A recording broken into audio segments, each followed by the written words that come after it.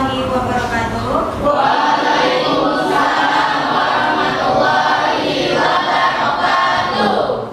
Bagaimana kabar anak ibu semuanya? Alhamdulillah luar biasa, tetap semangat, Allahu Akbar. Kepada ketua kelas untuk memimpin doa sebelum mulai belajar. Kepada Radit silakan. Iqra dengan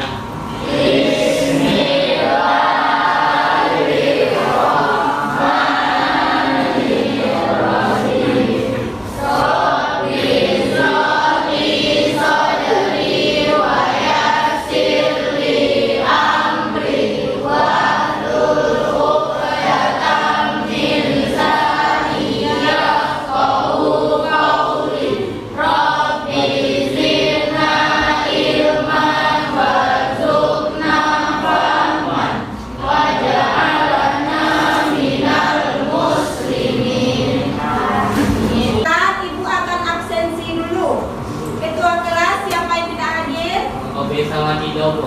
Kenapa mereka? Kalau Obe dia sakit, kalau Dido dia izin.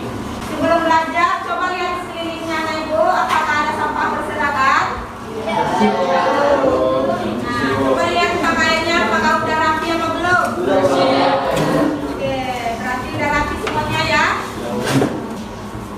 Sekarang kita akan menyanyikan lagu Indonesia Raya yang akan dipimpin oleh kawan kalian Nina. Kepada Nina diharapkan untuk depan, dan kepada kalian semua diharapkan untuk diri. Ayo, cepat diri. Indonesia Raya, merdeka, merdeka, tanahku negeriku yang ku cinta. Indonesia Raya, merdeka, merdeka, hiduplah Indonesia. Terima kasih.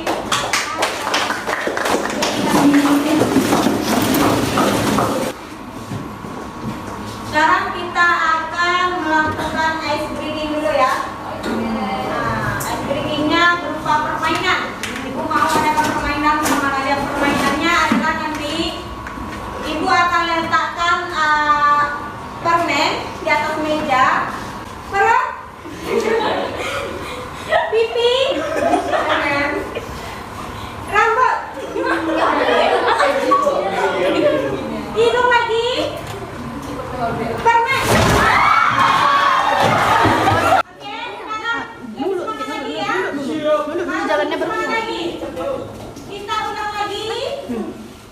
Dimulai ya. Kepala.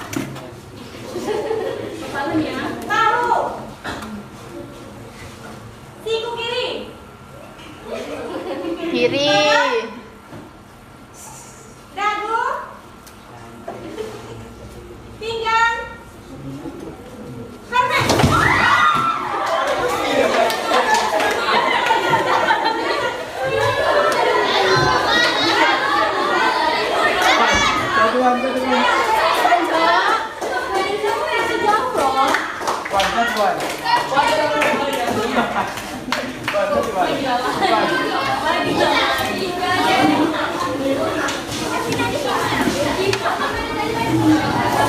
Sebelum mulai pembelajaran, ibu akan membacakan capaian pembelajarannya.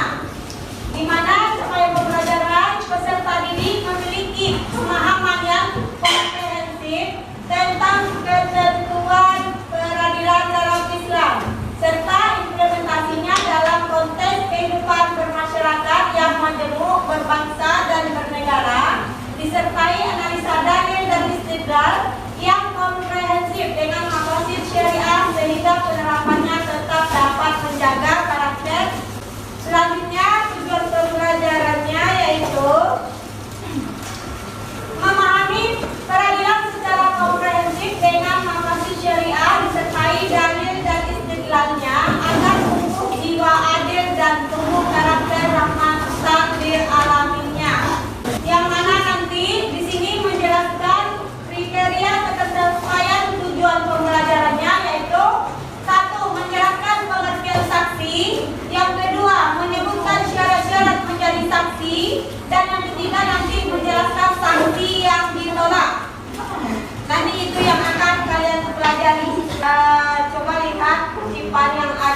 layar depan, di mana hiduplah seolah-olah kamu akan mati besok, belajarlah seolah-olah kamu hidup selamanya. Ada yang tahu? Ya. Maksud dari kutipan itu adalah mendorong individu untuk menerapkan pendekatan hidup yang seimbang, yang menekankan pentingnya memanfaatkan momentum ini dan perolehan pengetahuan secara terus-menerus. Maksudnya kalian itu dalam belajar jangan ada bermain-main. Teruslah belajar, kejarlah cita-cita kalian, ya, untuk mencapai kesuksesan, ya. Sebelumnya kita sudah mempelajari hakim. Coba siapa yang tahu apa hakim? Coba angkat tangan. Ya, coba ini ya.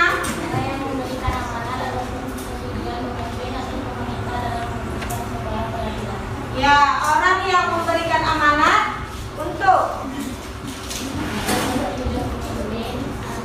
atas persetujuan pemimpin untuk dalam memutuskan keadilan dan apalagi dalam peradilan.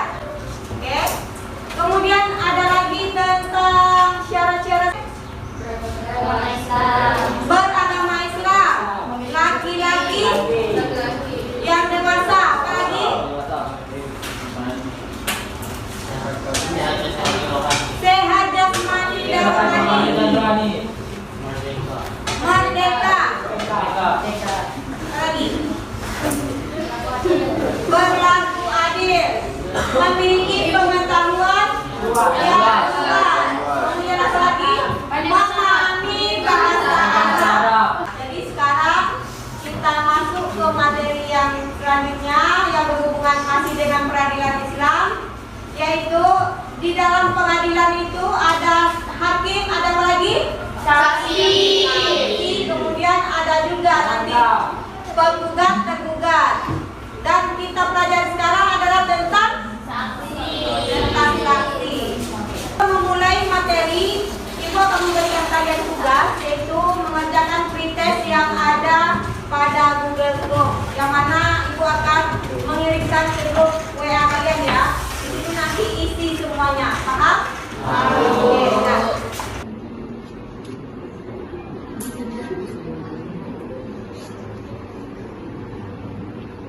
Di sini sebelum memulai pembelajaran, Ibu akan membagi kelompok, ya.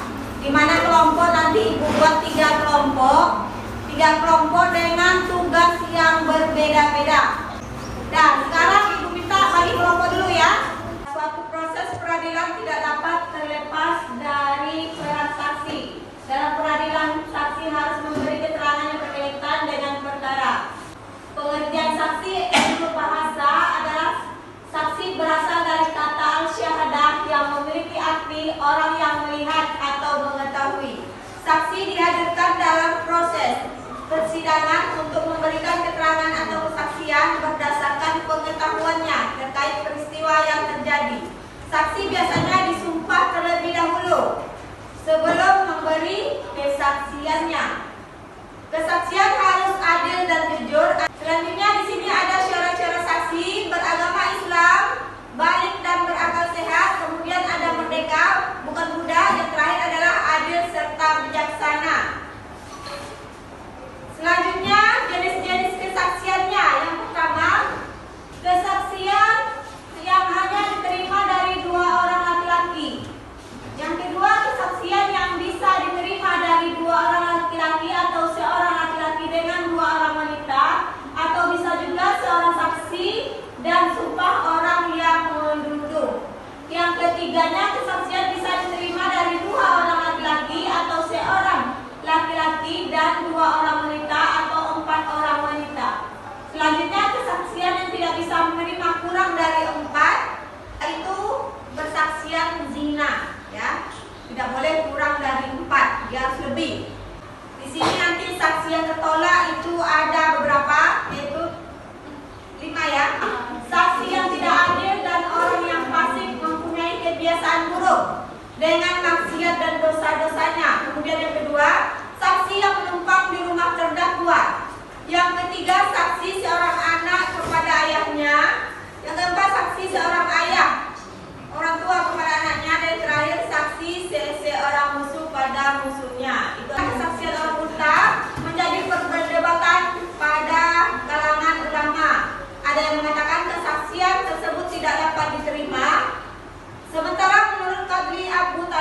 kesaksian orang buta dapat diterima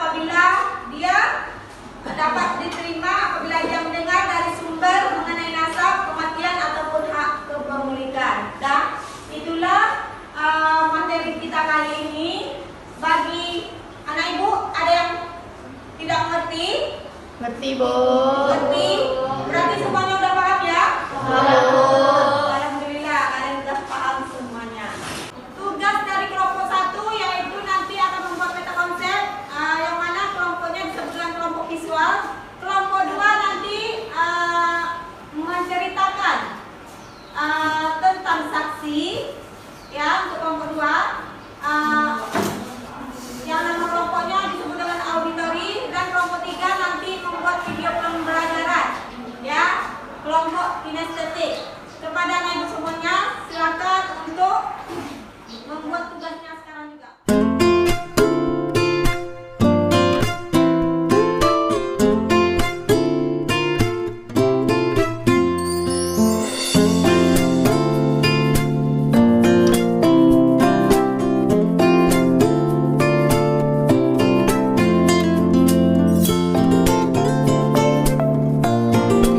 Assalamualaikum warahmatullahi wabarakatuh. Waalaikumsalam warahmatullahi wabarakatuh.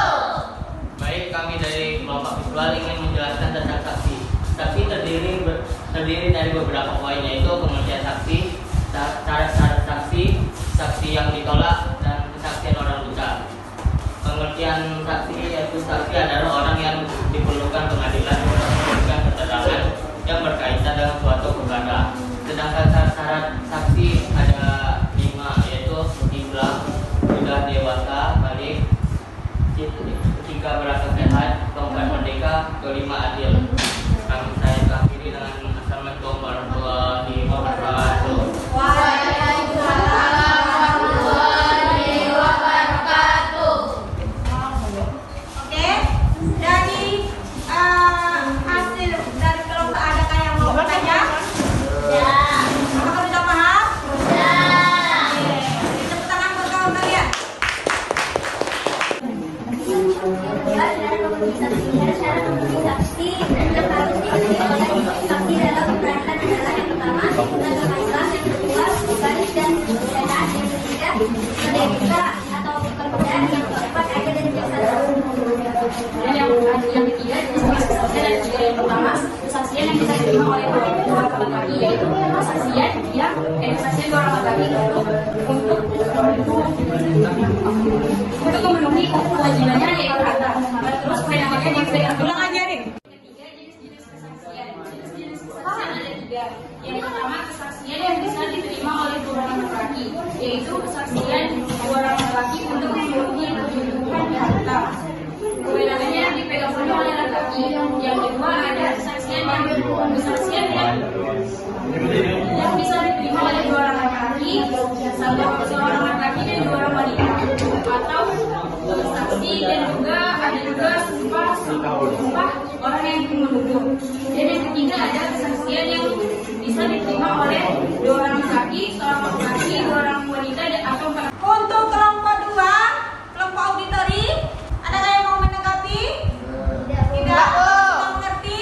Oke, alhamdulillah berarti kalian sudah paham ya. Dilanjutkan dengan kelompok berikutnya.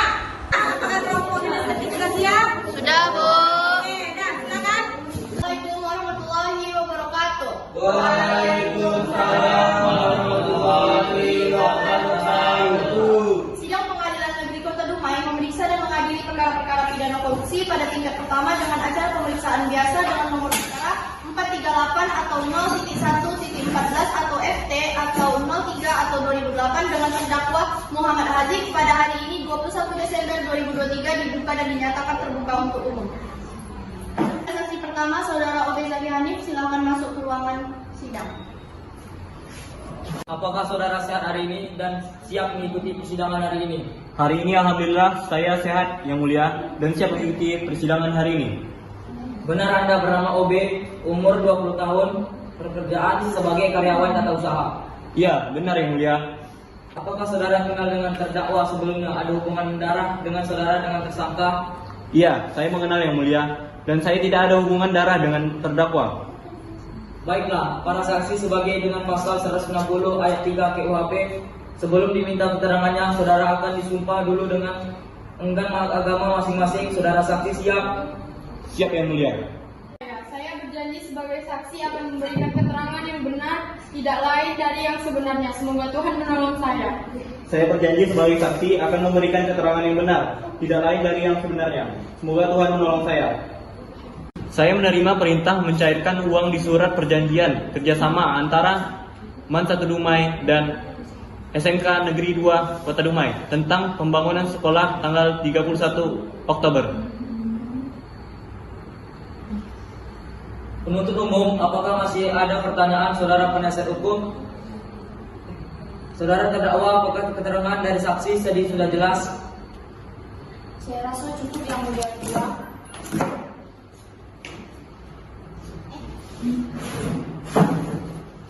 Kepada saksi kedua, Sultan Rafi Effendi, silakan memasuki ruang sidang.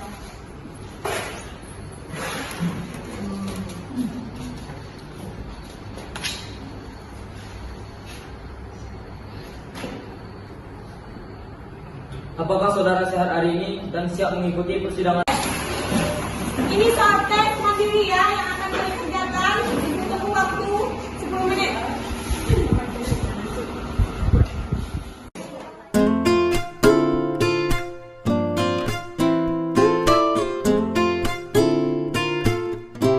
Dari hasil diskusi kalian tadi, apakah kalian sudah mengerti? Sudah, Bu.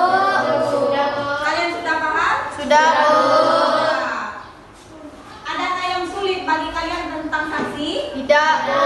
Alhamdulillah, berarti sudah paham semuanya ya. Iya, Bu.